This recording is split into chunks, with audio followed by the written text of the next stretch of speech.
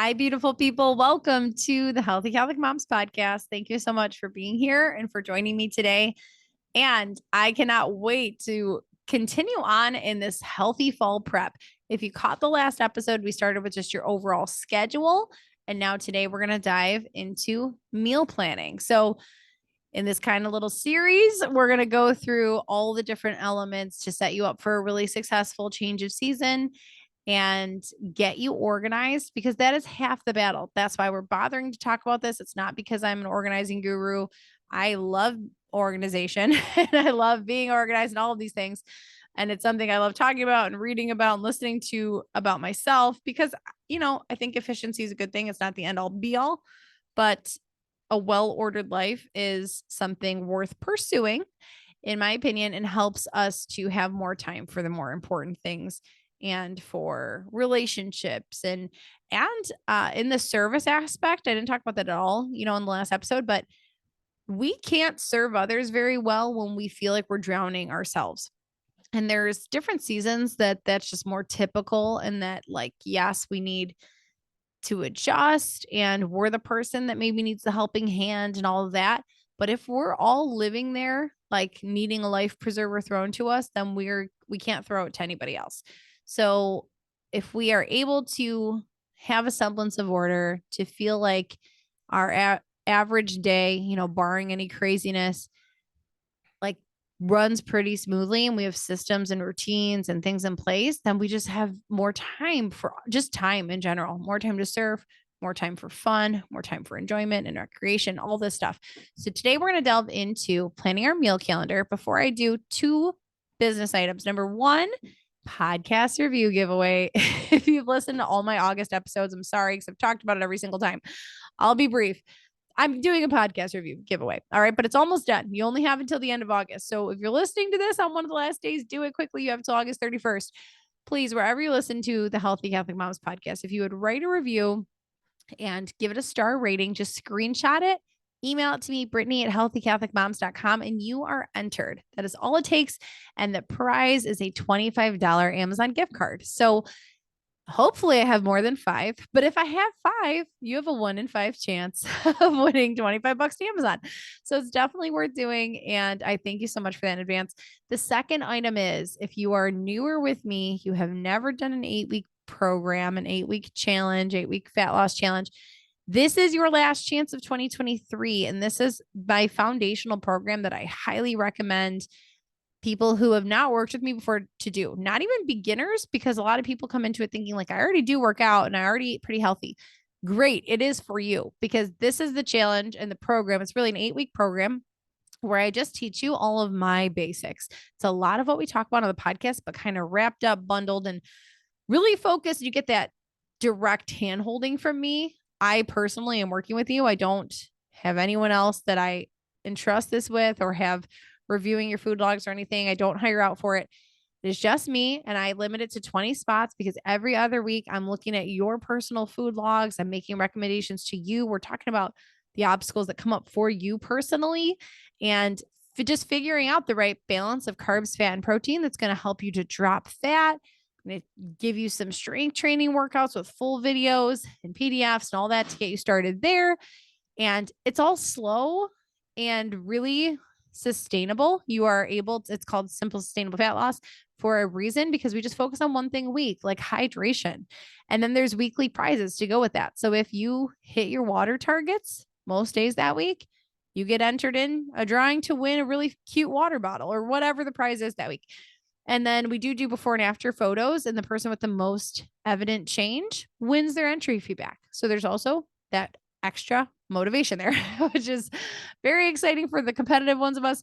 Not so exciting for those who are not motivated by that. But it kicks off September 18th, and I do limit it. And I gave first crack at it to my email list. So go sign up on my website on the Work With Me page if you are interested in that.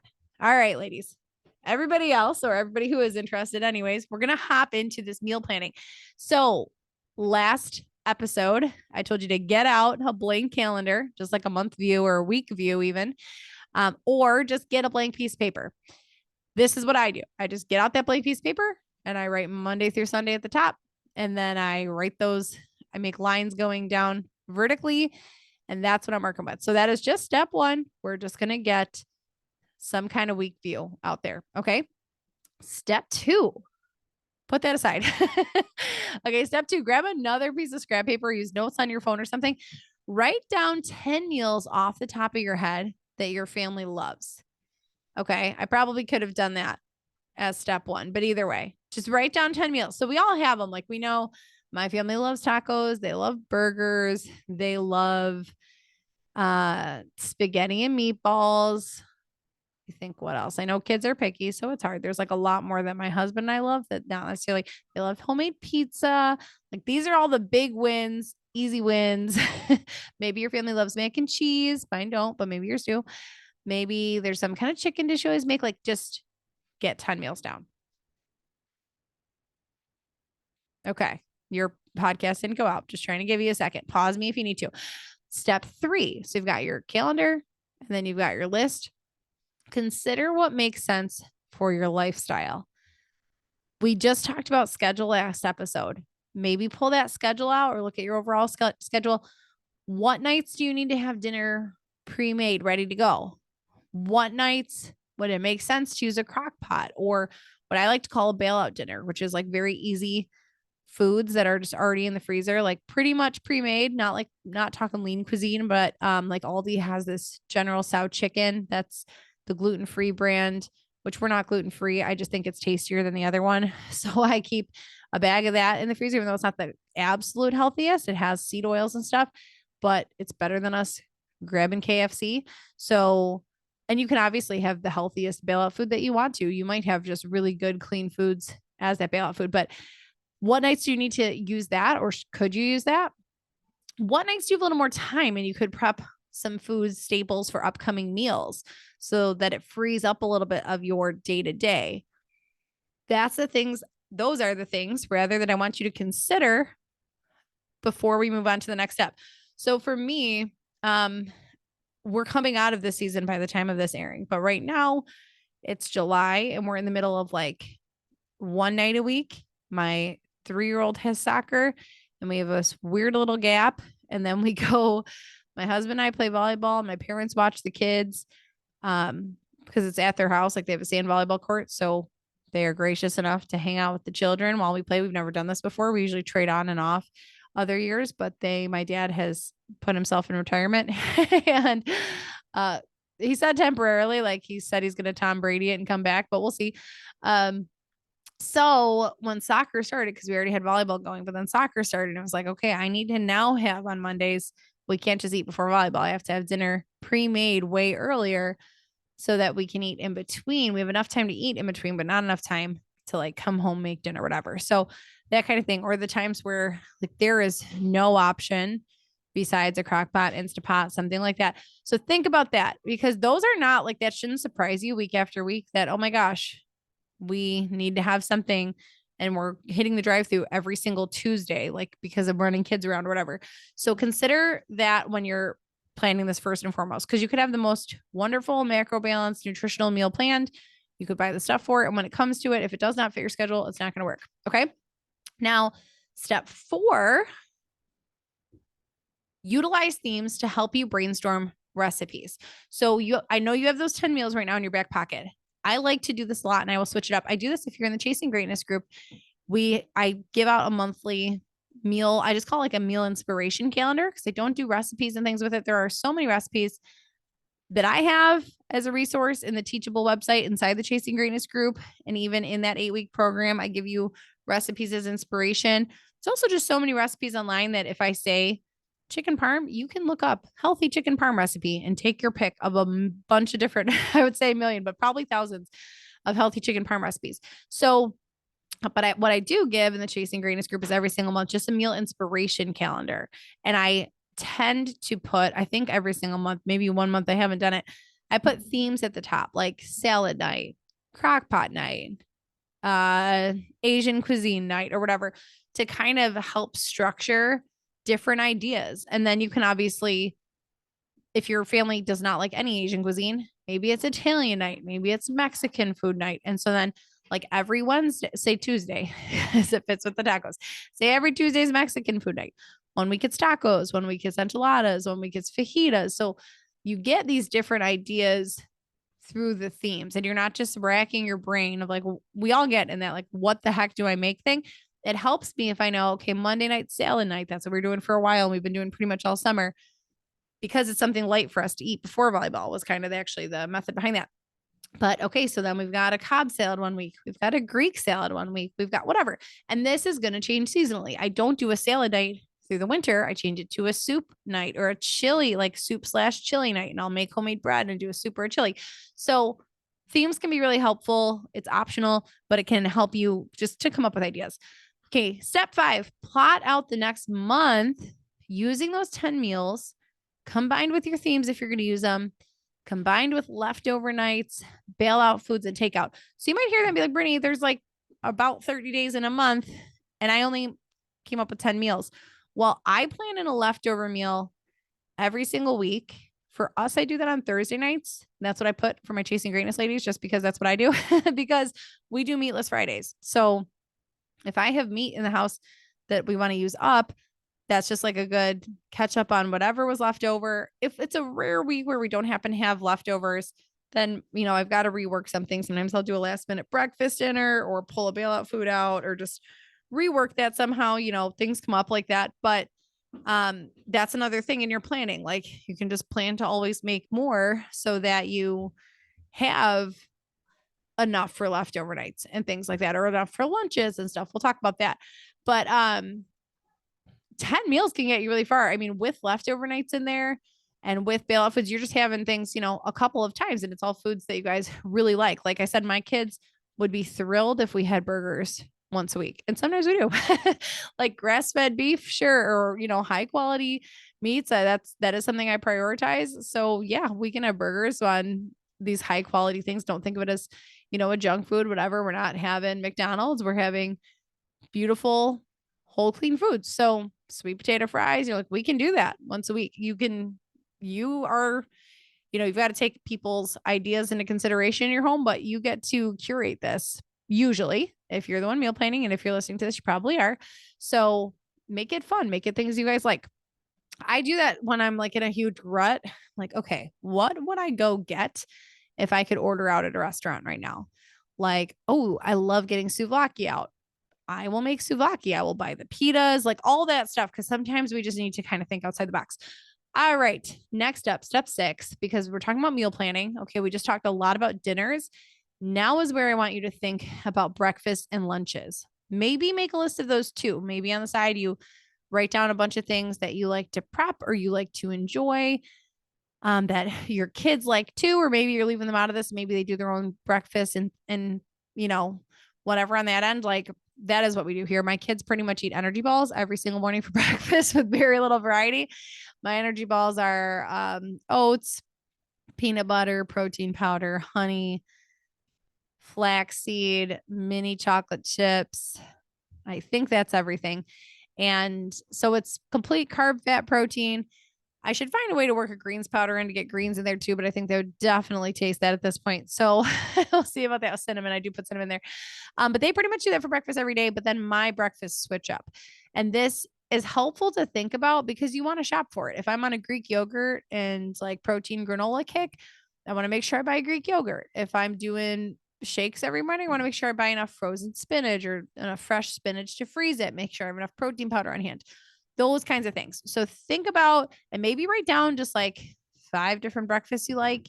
And maybe you have this stuff for all of it as much as you can on hand so you can switch it up.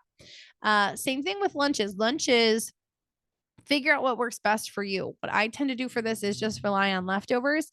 Other times I grab a couple staples so I can play around with things during the week. Like there's some things we just pretty much always have. I always have some kind of cheese. I always have hot sauce and whatever. So if I grill up a bunch of chicken on Sunday or Monday or something as our meal, I always do it as part of our meal. I will plan to have grilled chicken. This is like another tip within a tip. I shared this in the Chasing Greatness group. Like Sunday or Monday, whatever I'm planning for dinner, I make sure it's something that's a big staple that then I can repurpose for other things. So I don't do a separate meal prep. I just do a lot of something. Might be roasting a whole chicken. It might be grilled chicken. It might be whatever, all different stuff. So say I grill up a bunch of chicken and we eat that for dinner that night, prepared however way. Sometimes I'll make like a lemon and caper sauce to go on it, or I'll take that and I'll put it in a salad or wrap, whatever.